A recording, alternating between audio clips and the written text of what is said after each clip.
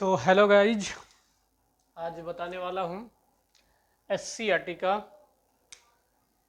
Chapter number 4। NCERT समाप्त कर चुका हूँ। अब एससीईआरटी का ये चैप्टर 4 है। इसमें बचे हुए जो भी देखेंगे उसको हम लोग सॉल्यूशन करेंगे। इसके बाद में साइंस लेकर आएंगे 6 क्लास का, फिर 7th का 8th का ऐसे करके एनसीईआरटी हम लोग पढ़ेंगे ताकि सभी एग्जाम के लिए प्रिपरेशन किया जाए। तो आज पढ़ना है प्रमुख स्थल, यानी भारत में या विश्व में जो भी प्रमुख स्थल उसके बारे में हम लोग जानेंगे।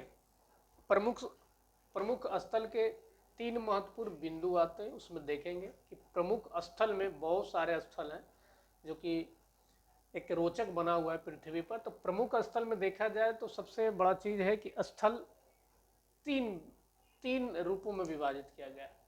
जैसे सबसे अगर हाईएस्ट ऊंचा रहे उसको पर्वत माना गया है, और उससे अगर छोटा कोई सपाट रहे उसको पठार माना गया है, और उससे छोटा जो रहे समतल रहे बरोबर रहे उसको क्या कहा गया है, एक तरह से कहा जाए तो मैदान कहा गया। और उससे ज़्यादा रहे केवल पानी उसमें रहे तो उसको क्या माना गया है, जल। तो जल तो नहीं पढ़ना है हम लोग को, लेकिन 3 प्रकार के जरूर पढ़ना है। तो सबसे पहले हम लोग पर्वत देखेंगे। जैसे पर्वत का आकार क्या होता है, तो इसका ऊपरी भाग जो है पर्वत का एकदम नुकीलादार होता है। जैसे मान लिया जाए यहाँ से ऐसे चढ़ते चढ़ते गए और यहाँ इस तरह सा हो जाता है, इस तरह का पर्वत का आकार। यहाँ से गए और यहाँ सीधा एकदम ये होता है, संकीर्ण भाग हो जाता है, ऊपरी जो है शंकु आकार नियन बन जाता है। तो आराम से पर्वत का डिफिनेशन देंगे कि वैसा भूमि का आकृति या आकार जिसकी ऊपरी भाग शंकु आकार ऐसा बन जाए, उसकी ऊपरी चोटी नोकी नोकीनुमान हो, या कहा जा सकता है कि नोक के आकार जैसा हो, उसको हम लोग क्या कहेंगे, पर्वत कहेंगे। यानी पर्वत के जो ऊपरी सिरा है, ऊपरी चोटी है, वे नोकीला होते हैं। ये नोकीला यानी शंकु आकार। ऊपर आप जाइएगा तो समझिए कि वहाँ रुकने का स्थान आपको नहीं मिलेगा, नोकीदार होता है एकदम। कैसा है, वीडियो थोड़ा सा हम भी देख ले। हाँ, बहुत बढ़िया है। तो ये नुकीलादार होता है। तो बहुत मुश्किल होता है वहाँ तक पहुँचने में। जैसे देखा जाए कि हिमालय पर्वत जो है उसकी ऊपरी चोटी पर वहाँ ज़्यादा न धूप जाता है न ज़्यादा लाइट पहुँचता है। ये जिसके कारण है कि हिमालय का ऊपरी चोटी जो है संकीर्ण भाग तो ये और अधिक ठंडा में रहता है। ठंडा होने के कारण वहाँ की बर्फ जम जाता है।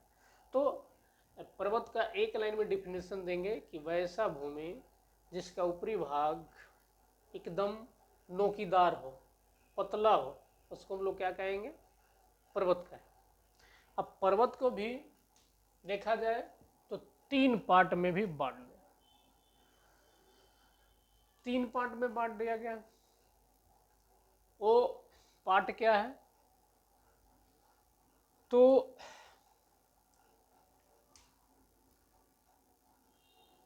वलित पर्वत,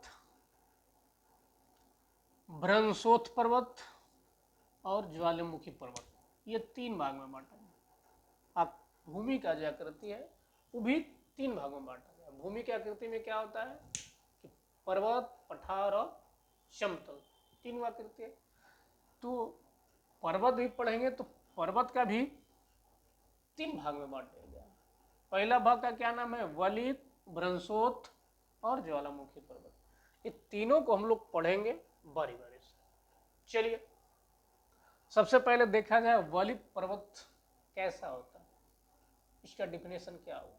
कुछ ना, एकदम आराम से बोल देना है कि जौन जमीन उबड़ खाबड़ है, जौन जमीन कैसा रहे, उबड़ खाबड़ रहे, उसको हम लोग क्या कहेंगे, वलित पर्वत। और ऊपरी भाग उसका क्या रहे, नोकीदार रहे, यानी शंकु का आकार रहे, वलित पर्वत क्या कहेंगे। कि जिस भूमि का भाग उबड़ खाबड़ रहे और ऊपर वाला चोटी शंकु आकार का रहे, नोकी आकार का रहे, एकदम पूरा पतला रहे, तो उसको हम लोग क्या कहेंगे, वलित पर्वत। एग्जाम्पल में अगर देखा जाए तो वलित पर्वत का एग्जाम्पल कौन कौन है, तो हिमालय हो गया और दक्षिणी अमेरिका के एंडीज पर्वत हो गया।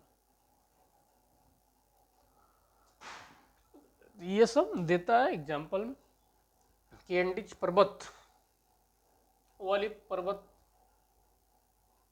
है, हिमालय पर्वत एंडीज पर्वत नहीं है। इन दोनों में से छांटने का मौका मिलता है। वलित पर्वत जिस भूमि उबड़ खाबड़ हो और जिसका ऊपरी सिरा एकदम पतला हो, नोकी आकार का हो, शंकु आकार का हो, उसको क्या कहेंगे, वलित पर्वत। वलित पर्वत का उदाहरण कौन है, उदाहरण एग्जाम्पल हिमालय और एंडीज पर्वत। अब दूसरा देखते हैं, भ्रंशोत पर्वत। इस पर्वत में क्या खूबी है, तो इस पर्वत का कहना है कि जब भी पृथ्वी के नीचे से हलचल होता है यानी भूकंप होता है तो एक दरार पड़ जाता है, और जब दरार पड़ जाता है तो बीच में दोनों प्लेट क्या होता है, धीरे धीरे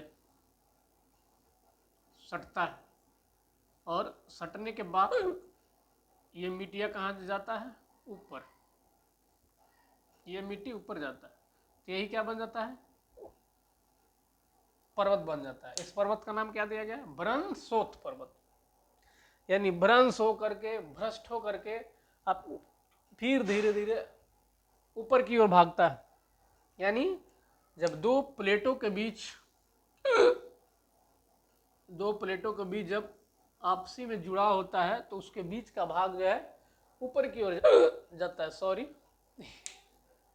ये पढ़ाने लगे हैं, पानी लाओ एक गिलास कराम, गड़बड़ा जा रहा है मामला।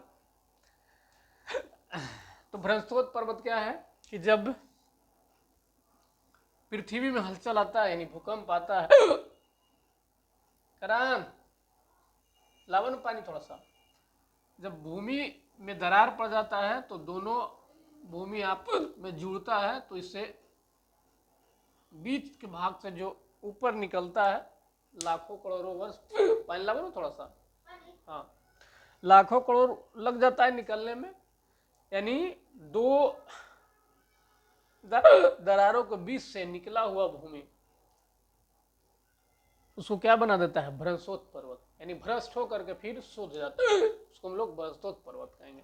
भ्रंशोत पर्वत का उदाहरण अगर देखा जाए तो मध्य प्रदेश में एक सतपुड़ा पर्वत वैसे निर्माण हुआ है।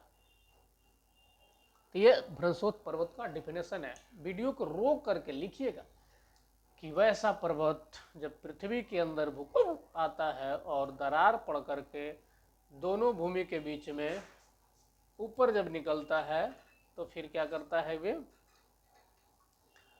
एक पर्वत का निर्माण करता है। गिलास विलास नहीं था, गंदा लगा।